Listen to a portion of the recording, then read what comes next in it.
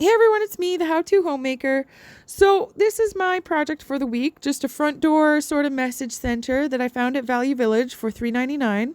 I liked everything about it but the finish. So I decided to change it, and then I'm going to add some of my own decorations after I'm done the whole process of this. But what you didn't see on the opening shot there was that the chalkboard was actually broken, so I'm attempting to fix it and then resurface it with some chalkboard paint.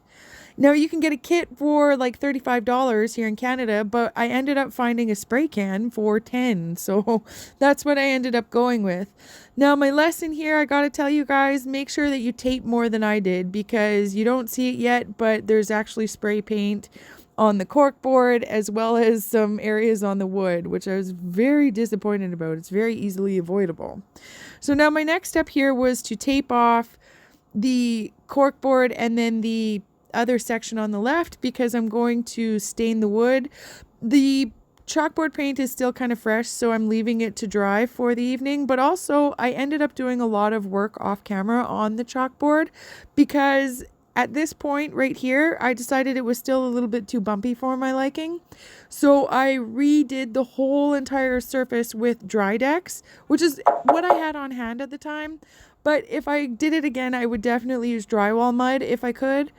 But the Drydex was all right. It just clogged up my sandpaper way too quickly, and it just made for a frustrating sanding process afterwards. You see how it's blacker? That's all the work that I just did, that I was just talking about.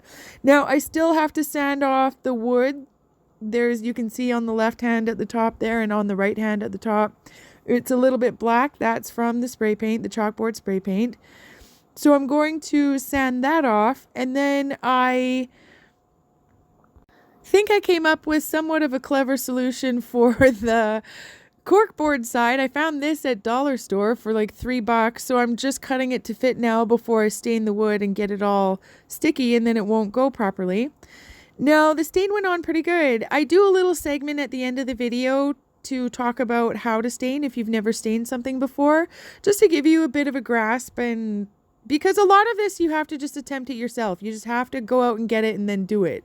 And then that's how you learn. But I know sometimes if you just feel like you can't do it, then the actual going out and getting the thing is hard to do. So if you just see and learn a little bit from me, then maybe you'll have the courage to go out and do that stuff. Anyways, what I'm trying to say is when you do the staining, I usually just put it on. I make sure that none of it's blotchy. And if there's an area I don't like, I sand it back down again and then do a second coat of stain. Now, this is why I should have done the stain to start with and not the chalkboard, is that freaking piece of chalkboard came up with the paint. I mean, with the tape. And I'm so done at this point with surfacing this chalkboard. I just filled in the corners with the Sharpie like I showed you there. And then as I'm putting the rest of the board back together, I'm slowly trying to get the little chip back to a nice flat surface again. This is also something that I was disappointed in, and I should have known better. The back of that little envelope holder is actually bowed out a little bit, so this glue didn't take at all. And I should have seen that. I'm a carpenter. I should have known that that wouldn't help. So I ended up having to do a glue line on the bottom and the top, and everything is very solid, but that glue line is visible. And it's just a little bit frustrating for me because I should have known better. Also, I don't know if you noticed, but off camera, I drilled a hole in the bottom of the board. I'm going to loop a brush, just a normal kind of paintbrush, to dust the chalkboard off because I noticed there wasn't really a lot of room for a brush. I'm also covering up the one side of keyring holders with paper clips. They all match. And it's just another little area where you can hold more papers. Those half moon pearl things were just to cover up the staples. I think that's what those gold things were that they had originally put on there. I think that they were to cover up the staples, and it took me a while to even sand the marks out. Now, the little banner that I have at the top there, that's made out of wood, and I had those from the dollar store. I have a little thing of them. There's about maybe 16 different shapes, and I'm staining it here so it matches the work that I've done. And that's basically it. I'm doing the flowers at the bottom now because they came from the same little kit that I have. And that's all the work that I put into it. So let's get to staining.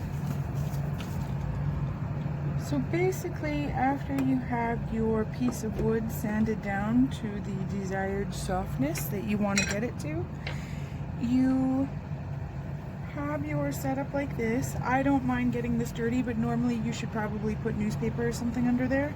I'm going to be sanding this down again anyway, so that's not a big deal. But you just take any old rag. T-shirt material is better. This is all I had on hand, so if this doesn't work, we'll get a t-shirt, but I have a feeling it will be alright because it's kind of a spongy sort of material fabric. And then you just put it on and you basically go with the grain, don't go across the grain, and you wipe out any sort of blotches that might arise. Like you see on the edge right here, there's a blotch, not a good one. Well, no blotches are really good in this instance. See, I'll press hard here. That is not good. So you gotta make sure that blotches like that get wiped out. Oops.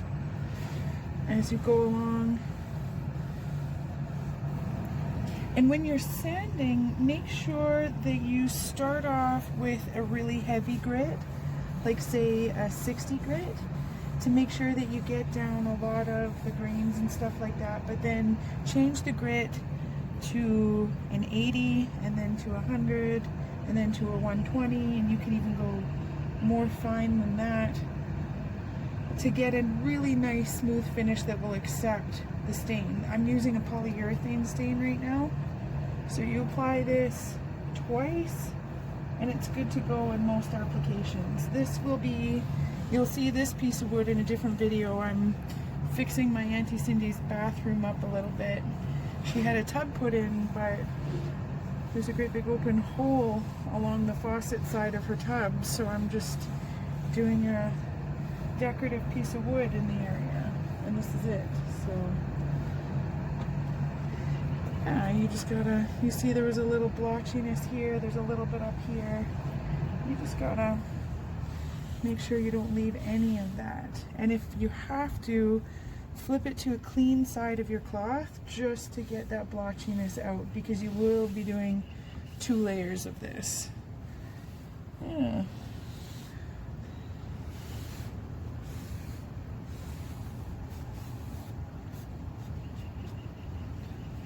Go back to my dirty side here.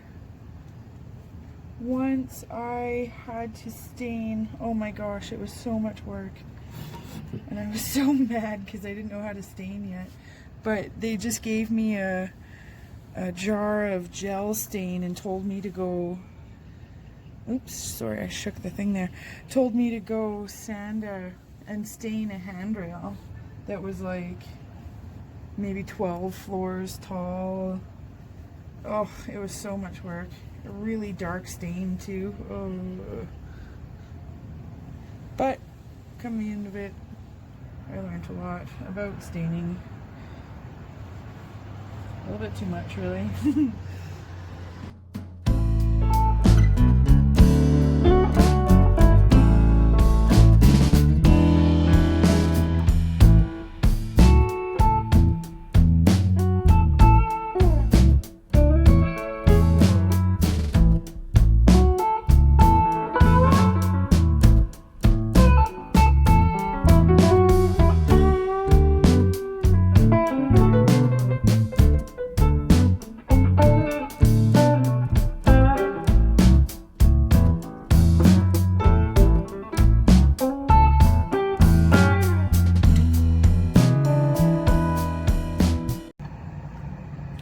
So yeah, there you have it, staining in a nutshell. You just do the 2 coats, wait till it's nice and dry. That's what it used to look like. That's what it looks like now. So I do suggest you stain your wood products if you are, I do like the natural wood look as well, but staining is really good for outdoor products as well as like what I'm going to use this for, which is right next to a bathroom faucet, a bathtub faucet I should say. So make sure that you stain your wood products for that, as well as it just looks really nice. So if you have something and you like that natural wood look, that's fine. Be aware that it will wear down faster and be less protected than if you stained it. So let's just get to the rest of the video. So I hope that that little segment on staining made sense. I was going through the working section of everything that I did to complete this, and I was thinking to myself, well, everybody knows how to sand something and everybody knows how to use a hot glue gun, but maybe not everybody has attempted staining something. So I thought I would give you just a little bit of a foothold for you to have some confidence and maybe attempt something like this on your own, a sanding down and staining type project. So I hope you guys like what I came up with. It's very personalized. As you can see, that dragonfly wasn't exactly supposed to be part of it, but then I spray painted that black line, which was so frustrating to see. And then, as you've seen at the very end, when I ripped the tape off, there was a little bit of the chalkboard paint that came off with the tape, and I had to try and fix it last minute. So that was a little bit frustrating, but live and learn, and now that I've lived, maybe you guys can learn from my mistakes. So there's that, and yeah, that's my project for the day. Make sure if you guys have any questions to ask me, because I know that all of these steps are easy enough to do, or maybe you want some tips on any one of these steps. But the thing is it's the order of operations that really kind of can be confusing for some people. So I don't mind helping you out on any one of these aspects. I would really love any sort of questions and any sort of feedback on this video. So have a good one, everybody. And don't forget, everyone in life makes mistakes. What matters is what you do about it. See you next video, everyone. Bye.